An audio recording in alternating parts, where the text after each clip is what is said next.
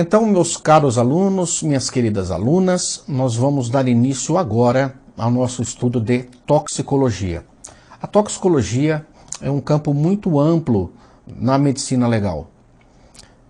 Na atuação como perito e na atuação também do médico legista, muitos casos, até digamos assim, mortes, estão relacionadas com o uso de drogas. Existem as drogas chamadas de lícitas, que nós vamos ver depois, e as drogas ilícitas. Normalmente, aquelas que envolvem o autor em um delito são as drogas ilícitas, que não são legais, que são proibidas de uso, de comercialização, de produção dentro do nosso país. Lembrando que algumas substâncias proibidas no país X podem ser liberadas para uso no país Y e vice-versa. Uma faca de dois legumes. Vamos ver aqui o nosso primeiro slide. Drogas que agem no sistema nervoso central. Sistema nervoso central. Professor, por que sistema nervoso central? Porque nós temos também a outra parte do sistema nervoso, que é o periférico. Se você já estudou um pouquinho de anatomia, já viu um pouquinho sobre fisiologia, já viu que existem divisões. O sistema nervoso central ele tem uma grande importância. Por quê? De uma maneira geral, é no nosso sistema nervoso central que as emoções, as ações, as atitudes, né, e as, entre aspas, condutas são projetadas, são direcionadas a partir daqui que nós temos esse controle ou não das emoções. É muito comum vocês encontrarem casos de homicídios, principalmente nós vimos casos recentes em que a pessoa faz o uso de droga e depois comete um crime. A pessoa comete um crime para obtenção da droga. No nosso caso, nós temos muito o tal do tribunal do crime. O que é o tribunal do crime? Quando esses camaradas de grupos, né, ou facções criminosas julgam dados componentes do seu grupo. Julgam a morte. Dias atrás nós atendemos aqui um duplo homicídio. Os caras foram enterrados depois de terem sido alvejados, golpeados com faca. E os camaradas enterram. Normalmente aqui na minha cidade o tribunal, eu acho que acontece na sexta-feira. Sexta-feira na cidade tem julgamento. O julgamento aqui é muito mais célere, mas muito mais célere do que na justiça dos homens. Ali é um outro mundo, né? A gente diz que é o submundo. Eu já atendi alguns casos. Muitas vezes quando é uma vingança entre facções rivais ou, né, mesmo dentro desses caras que são julgados e não comparecem ao julgamento, a morte normalmente é mais violenta, com muitos tiros, com corpos bem danificados, digamos assim. Certa vez atendi aqui um desses julgamentos com 17 tiros de pistola .40 no corpo e 4 tiros de calibre 12 no rosto. Quer dizer, do pescoço para cima não tinha mais nada. E aí, perto da família, uma situação bem punk, bem tensa. Vamos dar uma olhadinha aqui nos nossos slides? Professor, seu slide vai passar? Vai passar. Olho na tela. Então, o sistema nervoso é o mais complexo e diferenciado do organismo, sendo o primeiro a se diferenciar embriologicamente e o último a completar o seu desenvolvimento. Então vejam que o sistema nervoso, de uma maneira geral, ele é o primeiro que começa a ser diferenciado e o último que termina. Nós temos um velho chavão, que quanto mais especializada for a célula do nosso corpo, menor é o seu grau de reprodução. Portanto, sistema nervoso, os neurônios, são células altamente especializadas e elas se regeneram praticamente zero. Existem estudos que dizem que praticamente não se regeneram e alguns que dizem que a regeneração é desprezível. Diferente, por exemplo, da nossa célula epitelial. Nós perdemos aí milhões e milhões de células por dia e elas são repostas. As células do sistema nervoso central não são repostas.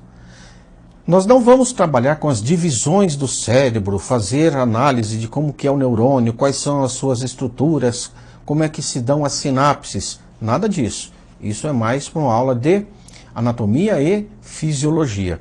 Nós vamos ver, basicamente, a ação de substâncias, que eu vou chamar aqui, generalizando, de drogas, no sistema nervoso central.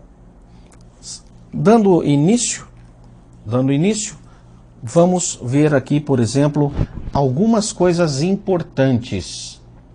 O sistema nervoso central, ele é alvo de diversos fármacos e drogas, normalmente tentando reduzir as complicações cerebrais causadas por distúrbios. Como assim, professor? Vamos pegar um caso de comum, uma doença, depressão. A depressão, muitas vezes, nós temos vários aspectos, o orgânico e o psicológico.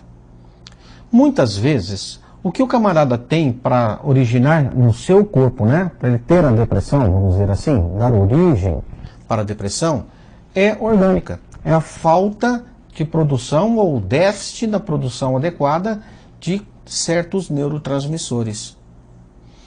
Agora, nós podemos também, no caso da depressão, ter o aspecto psicológico. O camarada está fisiologicamente numa boa, mas a parte psicológica acaba por influenciar os seus pensamentos, o seu raciocínio. E é muito comum na depressão pegarmos casos de suicídio. Juridicamente falando, a causa ou a consequência mais comum de depressão no meio pericial é o suicídio. Na minha cidade a gente atende a vários casos por mês. Isso não é divulgado. Existe, digamos assim, um certo pacto com a imprensa de não se divulgar os suicídios. E nós temos um grupo onde eu trabalho com o pessoal os médicos legistas, a gente começar a dizer o seguinte: temos sim que divulgar, para que as pessoas saibam que a coisa é muito grave. A incidência é muito alta, então precisamos tomar algumas medidas. Sociedade, governos, tomarem medidas para diminuirmos essa quantidade, essa frequência de suicídios no país afora. Então nós vamos ter um medicamento, um fármaco no caso, que vai aumentar a produção, estimular a produção desses neurotransmissores, ou um outro mecanismo é que eles fiquem atuando por mais tempo na fenda sináptica. Vamos pegar um outro caso. O camarada tem convulsões. Não quer dizer necessariamente que ele seja um epilético, mas vamos pegar a seguinte situação. O epilético é aquele cara que tem convulsões de uma forma repetida, frequente. E aí nós podemos ter na epilepsia uma chance de se ter a situação de inimputabilidade. Vejam a importância de você conhecer as doenças e a situação do indivíduo para ver se ele tem não só a parte volitiva, a vontade, mas se ele tem noção, se ele está controlando as suas emoções, se ele tem noção do que ele está fazendo. Tivemos na minha cidade há alguns meses atrás um caso de um rapaz que era esquizofrênico, que não é mais, portanto, epilético, é esquizofrênico, e uma senhora caminhando, 6h30 da manhã, numa praça, aqui até perto da minha casa.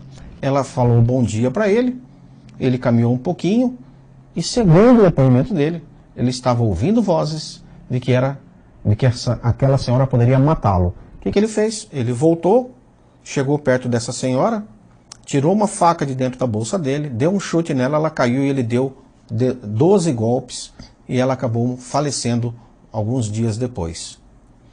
Professor, e aí? Ele vai preso ou não vai preso?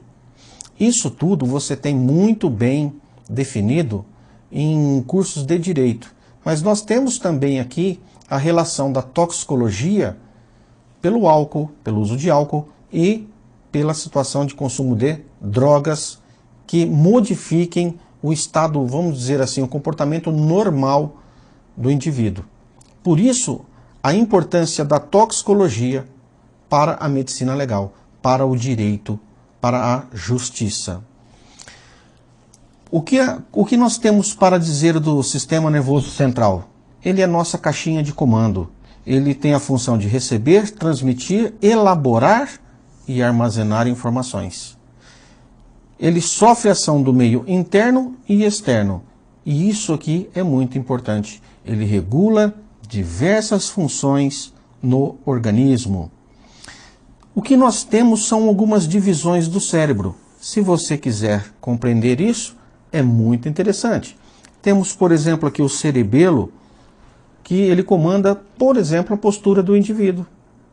Nós temos as divisões em cores aqui dos lobos occipital, que é a parte posterior, o parietal, o sulco central, o lobo frontal, o lobo temporal e a medula. Então, meus jovens, essas posições anatômicas é muito importante que você conheça, né? Frontal, temporal, occipital, tá certo? Aqui no fundinho, ó, aquela pancada quando você toma aqui perto da nuca e o cara apaga, o cara cai, porque afeta, por exemplo, o cerebelo, que coordena a parte postural do indivíduo. Temos o bulbo, que é muito importante, ele controla batimentos cardíacos, por exemplo, movimentos de respiração. E aí, alguns desses lobos que eu coloquei é para que você saiba que que o cérebro tem algumas regiões que comandam alguns dos nossos sentidos. Por exemplo, o lobo parietal, ele está relacionado com a recepção e processamento das informações sensoriais do organismo. O occipital, com a visão. Nós temos o lobo frontal superior, servindo para a tomada de decisões, solução de problemas e planejamento. E o lobo temporal, a memória, a emoção, a audição e a linguagem. Algumas pessoas sofrem traumas, sofrem acidentes que podem comprometer uma região do cérebro. E ele acaba por perder, por exemplo, alguns sentidos, algumas desses aspectos cognitivos. Como, por exemplo, pessoas que não sentem mais o sabor, pessoas que perdem parcialmente ou totalmente o olfato. Por falar nisso, né, curiosamente, olfato e sabor foram dois sentidos que acusaram a possibilidade do camarada estar contaminado com coronavírus. Daí, eles perceberam que isso era frequente em contaminados. E a pessoa que ficava com essas sensações, né, com esses sentidos prejudicados, eram orientadas a fazerem os exames para determinar se estavam ou não contaminados com o corona, o novo corona Covid-19. Professor, então esse quadro vai me dar uma noção do que nós temos para cada zona, para cada região. Temos aqui a zona de reconhecimento de objetos. Aqui, essa verdinha, essa região verdinha, área de interpretação da escrita. Aqui, próximo ao cerebelo, a área visual. A zona de memorização fica na região temporal. O olfato fica ali perto da temporal com a frontal, né? Nós temos a linguagem articulada aqui próximo. Veja que linguagem e escrita estão até relativamente próximos. O paladar aqui nessa manchinha, nessa região. Atividade psíquica. Eita, coisa bacana. Estão vendo esse verdinho aqui, ó? Esse aqui que eu estou colocando o pezinho é o lobo frontal. Ele está associado com atividade psíquica.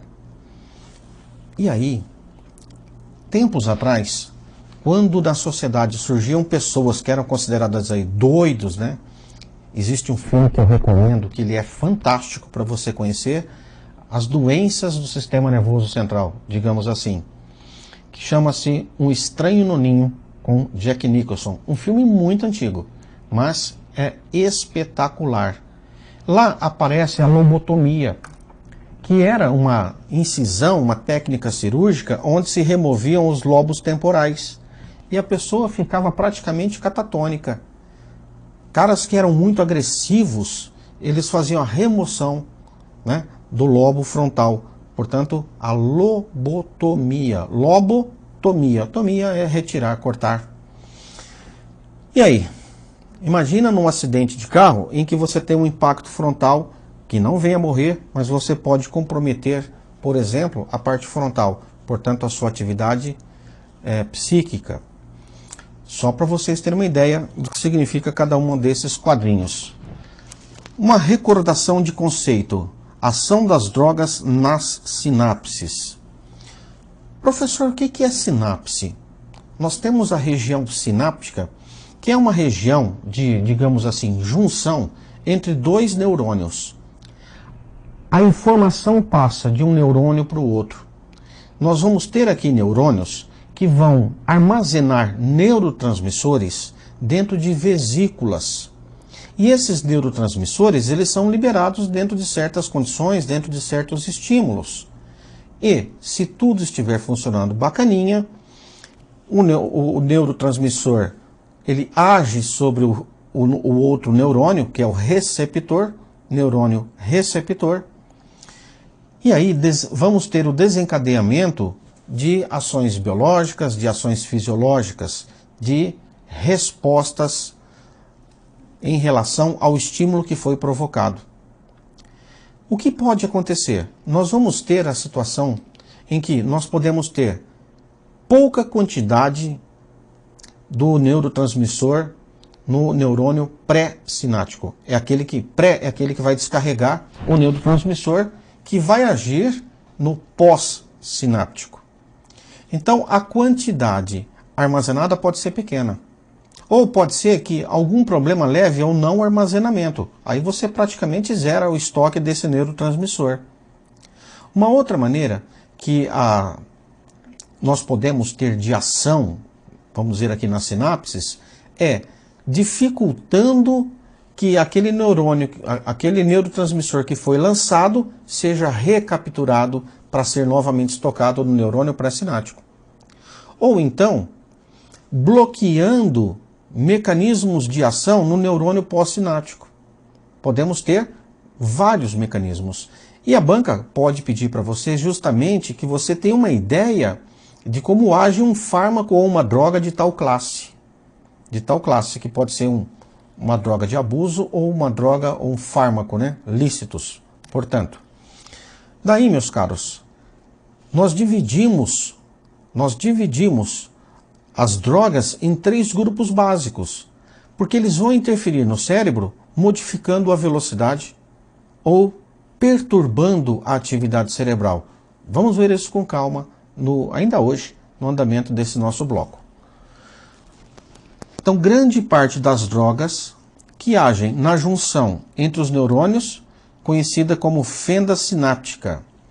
As drogas atuam principalmente na ação de substâncias químicas lançadas onde? Na fenda sináptica, conhecida como neurotransmissores. Acabei de explicar. Eles interferem na ação, bloqueando a saída do neurotransmissor. Esse processo de saída é quando o neurônio joga o neurotransmissor para fora. Então, exo para fora, citose. Ou impedindo o seu retorno ao terminal pré-sináptico. Ou seja, que ele seja, o retorno aqui a gente vai dar o nome, que ele seja recaptado. Podem agir também no terminal pós-sináptico, aumentando a sensibilidade da ação do neurotransmissor. Quando ele aumenta, a gente chama isso de agonista. E quando ele reduz a sensibilidade, ele é uma antagonista. Quer dizer o seguinte, temos lá um cara que está em excesso de transmissão, né? Excesso de transmissão numa sinapse. Como o que acontece, por exemplo, nos choques epiléticos, né? Nas crises convulsivas. Você quer, ou então o cara está muito ansioso. Ele está muito ansioso. O que você tem que fazer é diminuir essa transmissão neurológica, essa transmissão na sinapse. Você vai diminuir isso, ou seja, você vai lentificar essa ação. Você vai diminuir a atividade cerebral quando o cara está excitadaço. Por isso o ansiolítico está ali naquela ânsia. Lítico, vai quebrar a ânsia. Ansiolítico. Sufixo lítico quer dizer quebra, né? Digamos assim. Lise, vem de lise. plasmólise, autólise na putrefação, né? Que precede a putrefação nos processos transformativos. Eita, natologia, né? Você vê que tem um monte de coisa que está ligada entre si. O que são essas substânciazinhas que eu chamei de neurotransmissores? Neurotransmissores são substâncias, são moléculas que transmitem certas informações para os neurônios. Neurotransmissores. Então vejamos, são também conhecidos como biosinalizadores. O que elas são? Substâncias químicas fundamentais para o funcionamento normal do sistema nervoso central. E ele vai influenciar todo o organismo. Por quê? Porque o organismo, de uma maneira geral, vai receber esses estímulos do sistema nervoso central. Eita, procurando aqui. Então, segundo a literatura, alterações críticas na ação dos neurotransmissores na fenda sináptica, tanto para a quantidade quanto para o tempo de atuação, onde sempre atuação, né, a maioria pelos casos no terminal pós-sináptico, são responsáveis por alterações psíquicas, cognitivas, precursoras de transtornos psiquiátricos como a esquizofrenia, ansiedade, depressão e doenças neurológicas como convulsões, epiléticas, mal de Parkinson e Alzheimer. Basicamente, esse slide trouxe um resumo do que eu havia comentado já com vocês. Professor, o senhor falou tanto de fenda sináptica, neurônio pré-sináptico, pós-sináptico. Mostra alguma coisinha pra gente? Então eu trouxe para vocês uma imagem bem bacana. Nós temos aqui um neurônio, isso aqui é um neurônio vamos chamar assim, neurônio pré-sináptico. Dentro desse neurônio, normalmente, nós vamos ter a produção do neurotransmissor. Essas bolinhas vermelhas representam os neurotransmissores, as moléculas, tá? E perceberam que elas estão guardadas em vesícula. Essas vesículas, elas podem se movimentar dentro do neurônio, chegando até a membrana externa, onde vai ocorrer um processo de fusão. Nós vamos ter a fusão das membranas do neurônio com o envoltório, a membrana das vesículas. Quando acontece essa fusão, a vesícula abre, se rompe, joga ali os neurotransmissores. Que seria esta situação aqui. Vejam, elas estão armazenando. Aqui ocorre um processo de fusão das membranas e a liberação dos neurotransmissores. Esta região aqui, ó, é chamada fenda sináptica. Então é aqui que é a fenda sináptica. Aqui é a membrana, não sei se você percebe, a membrana do outro neurônio. Aqui chamado de célula pós-sináptica. O que eu gostaria que vocês observassem é que esses neurotransmissores, eles podem ser recaptados, tá certo? Por estruturas, por canais, e eles voltam para dentro, né, para o interior da célula pré-sináptica, onde vai ser estocado novamente. Nós podemos ter aqui, ó, enzimas. Percebeu aqui que esta enzima, que eu vou chamar aqui no ponto 2, essa enzima, ela está transformando, degradando a molécula do neurotransmissor em moléculas menores. E essas moléculas menores, possivelmente, normalmente não apresentam uma ação biológica intensa. Pode ser até que tenha, mas a tendência é que elas não tenham tanta afinidade pelo neurônio, ou como ela foi metabolizada, melhor dizendo, ela não vai exercer sua ação. Vamos ver alguns comentários aqui. Os neurotransmissores podem retornar aos terminais axônicos para reutilização ou ser transportados para as células da glia. Células da glia são essas que estão aqui no cantinho.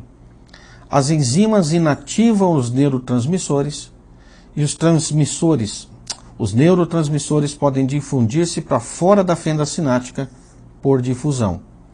Nome dos principais neurotransmissores: GABA, glutamato e aspartato, acetilcolina, dopamina, noradrenalina, serotonina. Esses nomes, vocês podem ficar tranquilos, porque eles vão aparecer muitas vezes aqui no nosso curso. Nesse módulo, né, nós vamos trabalhar muito com esses tipos de neurotransmissores. Professor, esses neurotransmissores, o senhor disse minutos atrás que a gente pode desacelerar o cérebro, né, o sistema nervoso central, melhor dizendo, mas a gente também pode acelerar. Quer dizer, então, que alguns desses neurotransmissores, eles diminuem a atividade do sistema nervoso central? Sim, diminui, deprimem, são depressores. Outros neurotransmissores, muito pelo contrário, eles excitam, eles deixam o cara mais ligadão. Então pense, se o cara está muito mais ligadão, isso vai influenciar em vários órgãos, pelo menos, não em apenas um órgão. Essa manifestação do neurotransmissor, da ação do neurotransmissor, manda mensagem para o nosso corpo. Por exemplo, aumentar a frequência cardíaca, aumentar a frequência respiratória, entre outras, né? Ou então diminuir, percebem? Depende de que tipo de neurotransmissor que estará atuando, que estará agindo em dado momento. Então, o GABA tem ação depressora. Glutamato e aspartato, transmissores excitatórios rápidos. Acetilcolina, relacionado com memória e aprendizado. Dopamina, postura e movimento, relacionada com o vício, regulação do hipotálamo e da hipófise. A noradrenalina, relacionado com aprendizado e memória. Vocês viram aqui que a acetilcolina também está relacionado com aprendizado e memória. O despertar, a atenção, que é a vigília, e o humor. E a serotonina, que alguns dizem que é a droga do prazer. Prazer. Quando nós temos o caso de depressão, a pessoa não tem aquela sensação agradável da vida, né? Agradável de estar vivo, de viver. E muitos médicos, psiquiatras, psicólogos, né? Eles recomendam atividade física. Além de uma possibilidade de medicamento terapêutico, né? Forma medicamentosa, eles recomendam isso. Por quê? Porque já é sabido, você deve estar careca, eu já estou quase, né? De saber que nós temos substâncias que são liberadas e que elas já existem no nosso corpo. São chamadas de substâncias endógenas. Assim, nós temos, ao se fazer uma atividade física, uma atividade que você se divirta, que você sinta prazer, nós temos liberação de endorfinas. Endo quer dizer dentro. Endorfinas, que seriam como morfinas endógenas. Nós vamos ver que elas trazem aquela sensação, né, em grau menor, da morfina. A morfina é uma droga depressora, tá certo? É uma droga depressora, só que ela traz alguma parte que envolve as emoções. Por isso, atividade física sempre é uma boa medida. E aí, dependendo do seu grau, por exemplo, de depressão, por baixa produção de serotonina, é solicitado a medicação, né? O médico solicita que você faça o tratamento. E nós temos um grande problema. Muitas pessoas não gostam e não aceitam muito a opinião de psiquiatra. Nem ir a psiquiatra, a pessoa às vezes admite a hipótese. Daí, sabe o que nós vamos ver? O que são psicotrópicos. Psique, as nossas emoções. Trópico, tropismo. Então observem que a junção de psico, que é o psique, com o sufixo tropismo, quer dizer, o tropismo é quem tem afinidade por a parte psicológica. O que é psicotrópico? Psicotrópico são drogas, são substâncias que têm afinidade pelo sistema nervoso central. Ah, isso é a definição? É. Então, psicotrópicos são as drogas que agem no sistema nervoso central. Psico significa, grego, psiquismo, o que sentimos, o que fazemos, o que pensamos. Trópico relaciona-se com o tropismo, ter atração por. Portanto, psicotrópico é atração pelo psiquismo. O que é uma droga psicotrópica? É aquela que atua sobre o cérebro, alterando de alguma forma o psique, o psiquismo. Então, drogas psicotrópicas, está confundindo aqui uma trava-língua, atuam sobre o cérebro, alterando de alguma forma e por essa razão são substâncias conhecidas como psicoativas. Isso está até no Código de Trânsito Brasileiro, quando o cara conduz sob a influência de substância psicoativa. Quando você determina a substância psicoativa, não está falando necessariamente apenas do uso de álcool. É o uso de qualquer substância que seja ativa sobre o psique. Por isso, é muito importante que a gente conheça essas criaturinhas. E nós temos uma chargezinha aqui da morte chegando para o camarada que está fumando o seu crackzinho. E aí? O nome de um filme, Matou a família e foi formar um baseado. Acho que isso aqui é uma paródia sobre um filme, Maconha é bom que acalma. Acalmou mesmo. Ele matou a família inteira, A casa toda manchada de sangue. E o cara diz que acalma. Isso é um erro, viu? É um erro. Maconha não é substância depressora. Então essa imagem, essa charge, serve justamente para isso. Para que você não se engane. Maconha não é substância depressora. Ela não age deprimindo. Ela é uma substância que mexe com o sistema nervoso central, modificando as emoções. Então a gente diz que elas perturbam o sistema nervoso central. São os perturbadores, Nós vamos ver um nome mais bacana para isso aí. Belezinha? Então, para a gente encerrar esse bloco, nós vamos ver o conceito do que é droga. Na toxicologia, qualquer substância pode ser droga. A água, por exemplo, que está aqui, ela pode ser uma droga. Claro, depende da via de administração e da quantidade, da exposição. Por exemplo, água indo para os pulmões não é nada bom. O camarada pode morrer porque nós estamos mudando, Nós vamos ter uma asfixia mudando o meio. A gente inala para os pulmões gás. Quando a pessoa se afoga, ela acaba inalando, e também deglutindo líquido. E ele morre por afogamento, por exemplo. Então, meus jovens, qualquer substância pode ser considerada uma droga. Depende de vários fatores. Depende, por exemplo, da via de administração. Querem um conceito mais bacaninha? Então, o termo droga tem origem na palavra druk, proveniente do holandês antigo, e cujo significado é folha seca. Nossa, professor, folha seca? É, porque antigamente faziam-se muito as infusões, lembra de se usar as folhas, colocava em água, ou as macerações para extrair substâncias presentes nas folhas. Assim nós temos os incas, aqueles índios incas que eles mastigam a folha de coca e consomem, por exemplo, com bicarbonato para aumentar a absorção desta substância. Olha que coisa. E a folha de coca tem uma substância chamada cocaína, que é um estimulante. Estimula, aumenta a capacidade física, oxigena mais os músculos, aumenta a percepção visual, aumenta o batimento cardíaco, aumenta a frequência respiratória e o cara ainda tem a sensação de não estar com fome.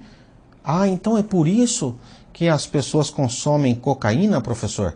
Principalmente por isso. Ficar agitadões, desinibidos, teoricamente com uma maior disposição, com força muscular, coisa e tal. Veja que o uso de cocaína no esporte é doping e é passível de suspensão. Então é muito importante você saber que a toxicologia ela não está presente apenas na parte criminal, também no desporto, também em causas cíveis, também em outros tipos de causas. Você está pensando assim da droguinha lá, põe um carbamato, um chumbinho para matar a pessoa, né? Sim, isso é possível. E nós temos muitos casos dessa situação. Vamos continuar? Então, essa denominação é devido ao fato que antigamente quase todos os medicamentos utilizavam vegetais em sua composição. Então, atualmente, o termo droga, segundo a OMS, Organização Mundial de Saúde, é qualquer substância não produzida pelo organismo, então isso é importante, ó, não é produzido pelo organismo, que tem a propriedade de atuar sobre um ou mais de um de seus sistemas, produzindo alterações em seu funcionamento. Então esse é um conceito bem mais amplo para droga. Qualquer coisa que você tenha no meio exógeno, né? Não é endógeno, é exógeno, que vai modificar o funcionamento do organismo. De uma maneira bem simples, seria isso. Nós vamos continuar no nosso próximo bloco.